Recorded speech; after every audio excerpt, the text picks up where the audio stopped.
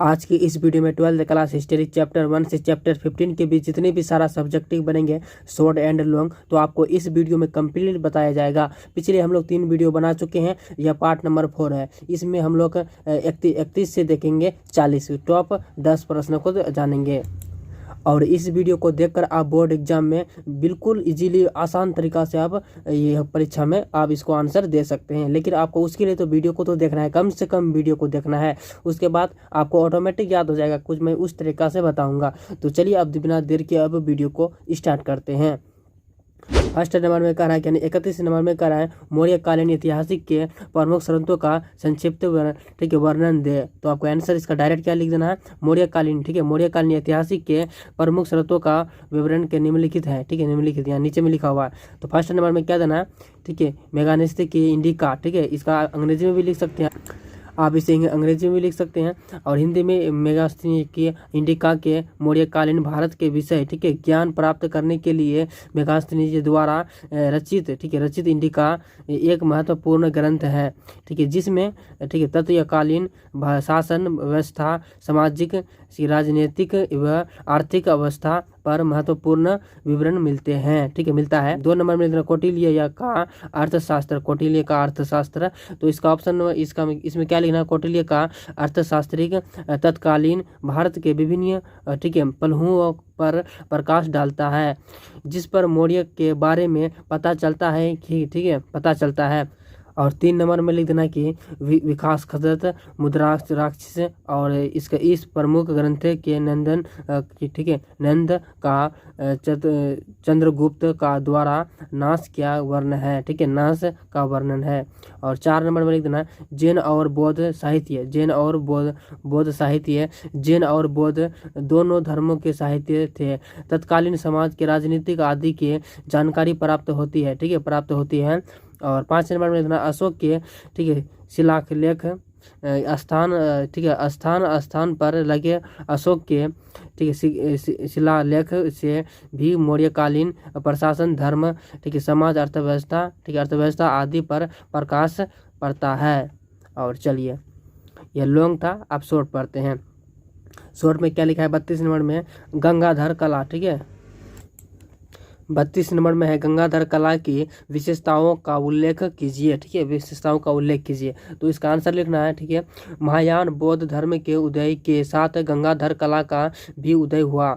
उनका विकास गंगाधर क्षेत्र, ठीक है, विभाजित भारत का पश्चिमोत्तर क्षेत्र में हुआ, इसलिए उसे गंगाधर कला, ठीक है, कला कहा गया। इस पर कानूनी, ठीक है, यूनानी कला शैली का प्रभाव, ठीक है, प्रभाव क्या है। इस कला में पहली बार युद्ध, ठीक है, बुद्ध और बोधिसत्व की, इस पर यूनानी कला शैली, ठीक है, शैली का प्रस्ताव। इस कला में पहली बार बुद्ध और, ठीक है, बोधिसत्व की मानवाकार, ठीक है, मूर्तियाँ विभिन्न, ठीक है, मुद्राओं बनी मूर्तियों की, ठीक है, मूर्तियों में बोलो, ठीक है, बोलो के ठीक है, अंकलकरण पर विशेष ध्यान दिया। और चलिए 33 नंबर में कर रहा है गुप्त, ठीक है, गुप्त कौन थे। 33 नंबर में कह रहा है गुप्त कौन थे, गुप्त वंश का, ठीक है, संस्थापक कौन था। तो आपका आंसर लिखना है क्या, गुप्त। ठीक है, गुप्त कौन थे, इस विषय पर, ठीक है, इतिहास, ठीक है, इतिहासकारों में बहुत मतभेद है।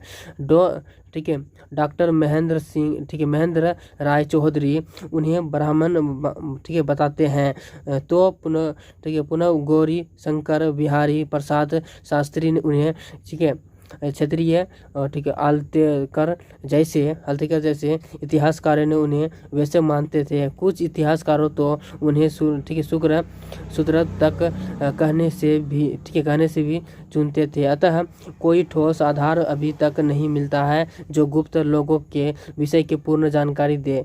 गुप्त वंश का संस्थापक, ठीक है, संस्थापक चंद्रगुप्त प्रथम था। इनका शासन काल 230 से, ठीक है, ये इम्पोर्टेंट है, 230 ईस्वी से 236 ईस्वी तक रहा।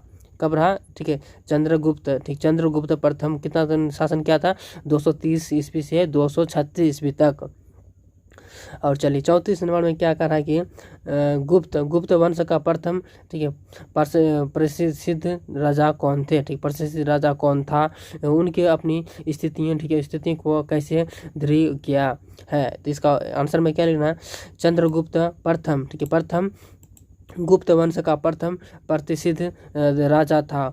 उनके, ठीक है, उनने लिच्छवी राजकुमारी से, लड़की का नाम था लिच्छवी राजकुमारी से विवाह करके, ठीक है, मैन्य संगठन को सुदृढ़ कर दिया। विजय अभियान छोड़कर तथा गुप्त साम्राज्य को प्रारंभ अपने, ठीक है, करके अपने प्रभाव एवं प्रतिष्ठा को बढ़ाया।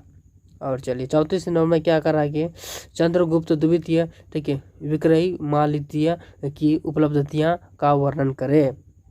ये शॉर्ट लॉन्ग क्वेश्चन है, तो आपको आंसर लिखना, चंद्रगुप्त विक्रमादित्य चंद्रगुप्त द्वितीय के समुद्रगुप्त का पुत्र था, ठीक है, समुद्रगुप्त पुत्र का पुत्र था। उनके 200, ठीक है, उनके क्या 280 ईस्वी से 410 ईस्वी तक उसका शासन चला था। कितना वर्ष तक इसका शासन चला था, 280 से 410 तक शासन किया था। सबसे पहले उनके बंगाल पर अपनी विजय प्राप्त हुआ, ठीक है, ठीक है, पटाखा फहराया।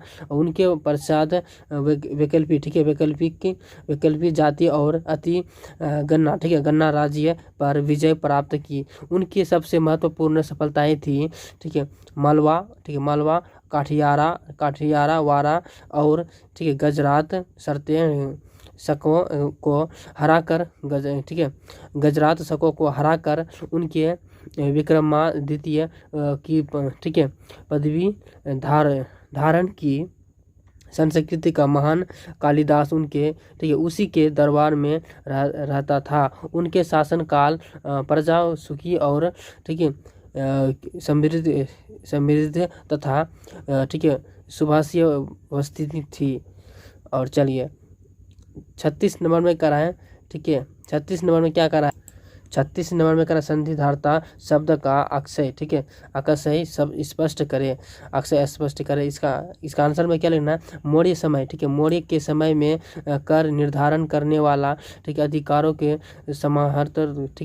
समाहर्ता कहा जाता था, जबकि कर वसूली और संग्रह करने वाले अधिकारों की, ठीक है, संधिदाता कहा जाता था। और चलिए, और 37 नंबर में कहा है कि मौर्य साम्राज्य के, ठीक है, 4 प्रांतों पर उनकी राजधानी, ठीक है, राजधानियों के नाम लिखिए, ठीक है, मौर्य साम्राज्य के 4 प्रांतों का राजधानियों का नाम लिखिए। तो इसका आंसर में क्या लिखना आपको, 1 नंबर में लिखना है, 1 नंबर में लिखना उत्तरा पंथ की राजधानी, ठीक है, तक्षशिला। और 2 नंबर में लिख देना क्या, ठीक है, प्राची की राजधानी पाटलिपुत्र। और 3 नंबर में ठीक है, दक्षिणापथ की राजधानी, ठीक है, सुवर्णवर्धगिरी। और 4 नंबर में अति की राजधानी, ठीक है, उज्जैनी या उज्जैन नगरी, ठीक है।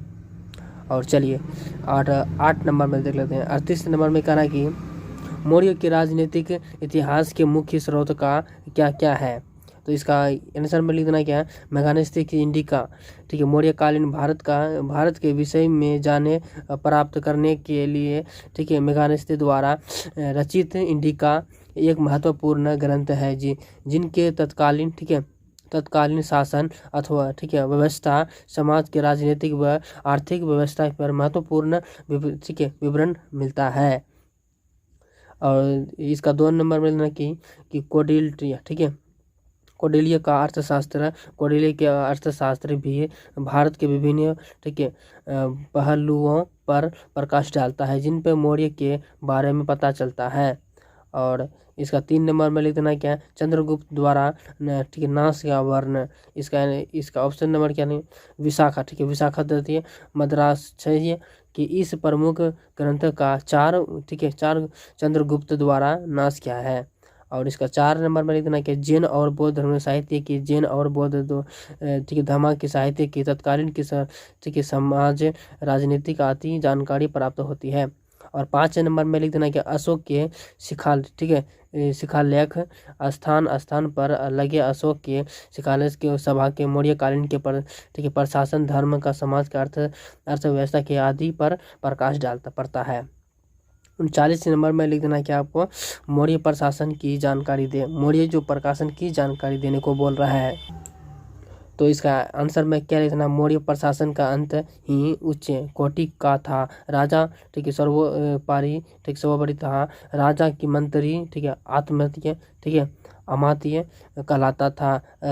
माय शासनों के कठोर दंड का ठीक है प्रावधान कर समाज को भय भक्त प्रशासन प्रदान किया। और 40 नंबर में करा मौर्य शासन द्वारा किए गए आर्थिक ठीक है फरियायों का वर्णन करे। तो इसका आंसर में लिख देना कि ठीक है कौटिल्य ने वृषणों के शिल्पियों से और व्यापारियों के वसूल किए गए बहुत ही करों का उल्लेख किया। और 2 नंबर में लिख देना क्या है, संभवतः कर निर्धारण का कार्य सर्वोच्च अधिकारी द्वारा होता था। ठीक है था राजकीय ठीक है कोषागार एवं भंडार का संरक्षण होता था। और 3 नंबर में लिखना क्या, वास्तविक में कर निर्धारण का विशाल संगठन का पहली बार मौर्य काल में देखने को आया। और ठीक है कौटिल्य के आधार के अर्थशास्त्र में करों की वसूली इतनी लंबी है कि यदि वास्तव में से सभी कर राजा के लिए जाते होंगे तो प्रजा के पास अपने भरण पोषण करने के लिए ना की मात्रा बचत होते होंगे।